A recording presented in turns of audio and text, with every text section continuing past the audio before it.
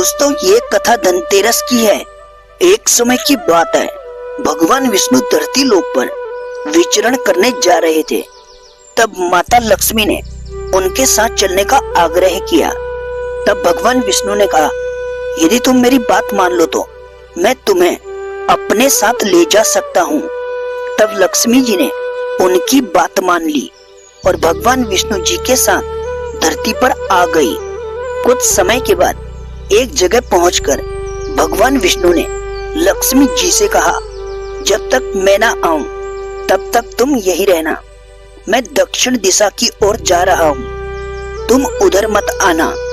भगवान विष्णु जी के दक्षिण दिशा की ओर जाने के बाद माता लक्ष्मी ने सोचा, दक्षिण दिशा की ओर आखिर ऐसा क्या है जो प्रभु मेरे को कह रहे हैं कि तुम दक्षिण दिशा की ओर मत आना। जिसके बाद माता लक्ष्मी से रहा नहीं गया और जैसे भगवान आगे बढ़े, लक्ष्मी जी भी उनके पीछे चल पड़ी। कुछ दूर आगे जाने के बाद उन्हें एक सरसों का खेत दिखाई दिया जिसमें बहुत सारे फूल लगे हुए थे। फूल देखकर लक्ष्मी जी मंत्र मुग्ध हो गई, उनसे रहा नहीं गया। उन्होंने सरसों का फूल तोड़ा और अपना श्रृंगार किया। जिसके बाद वह आगे बढ़ी। आगे चलकर उन्होंने एक गन्ने का खेत देखा। उन्होंने उस गन्ने के खेत से गन्ने तोड़े और रस चूसने लगी।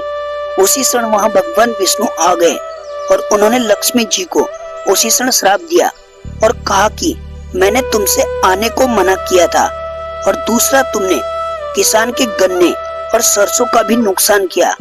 इस बदले में तुम किसान की 12 वर्ष तक सेवा करो। यह कहकर भगवान उन्हें छोड़कर क्षीर सागर चले गए। तब से माता लक्ष्मी उस किसान के घर में रहने लगी। एक दिन लक्ष्मी जी ने किसान की बीवी से कहा कि तुम स्नान करके पहले मेरी बनाई गई इस देवी लक्ष्मी की पूजा करना, फिर रसोई बनाना। तब जो तुम इनसे मांगोगी तब सब कुछ मिल जाएगा। किसान की पत्नी ने ऐसा ही किया।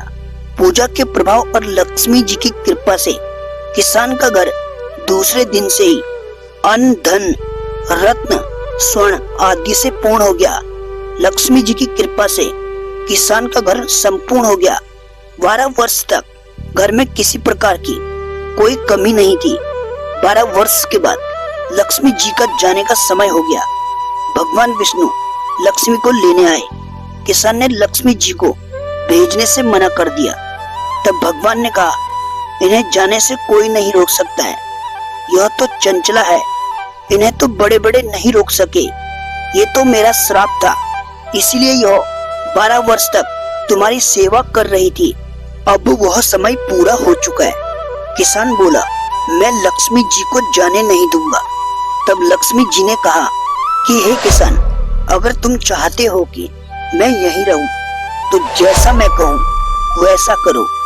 कल तेरस है, तुम कल घर के अंदर लीप पोत कर रख देना।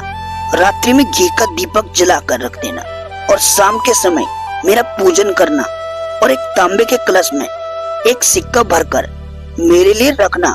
मैं उस कलश में निवास करूंगी, किंतु पूजा के समय तुम्हें नहीं दिखूंगी। इस दिन पूजा मात्र से ही पूरे वर्ष तुम्हारे घर में रहूंगी। यह कहकर वह दीपक के प्रकाशों के साथ 10 दिशाओं में फैल गई। इसी वजह से हर धनतेरस के दिन लक्ष्मी जी की पूजा होती है।